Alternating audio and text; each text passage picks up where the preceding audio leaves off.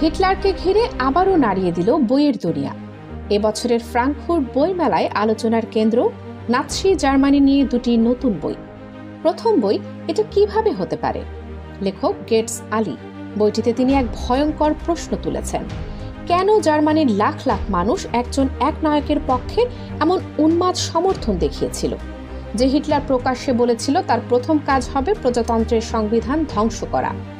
লেখক দেখিয়েছেন কিভাবে 1933 থেকে 1945 সালের মধ্যে গোটা জার্মান সমাজ ধীরে ধীরে নাৎসি শাসনের সহযোগীতে পরিণত হয়। রাজনীতি নয়, এটি ছিল এক মানসিক ও সামাজিক পরিবর্তনের গল্প। দ্বিতীয় বই হিটলারের সহযোগী, লিখেছেন বিখ্যাত ইতিহাসবিদ রিচার্ড জে ইভান্স। তিনি দেখিয়েছেন হিটলারের অপরাধ শুধু এক ব্যক্তির উন্মাদনা নয়, বরং এক গোটা ব্যবস্থার সম্মিলিত কাজ। রাজনীতিক, সেনা, ব্যবসায়ী সবাই কোনো না কোনোভাবে জড়িত ছিল সেই অমানবিকতায়।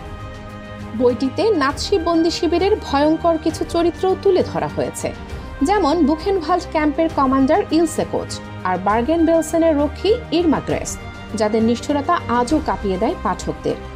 দুই বই জার্মান সমাজে নতুন করে নাৎসি অতীতের দায়বোধ আর আত্মসমালোচনার আলোচনাকে ফিরিয়ে এনেছে। সমালোচকদের মতে এই বইগুলো শুধু ইতিহাস নয়, আজকের ইউরোপকেও নিজেকে প্রশ্ন করতে বাধ্য করেছে।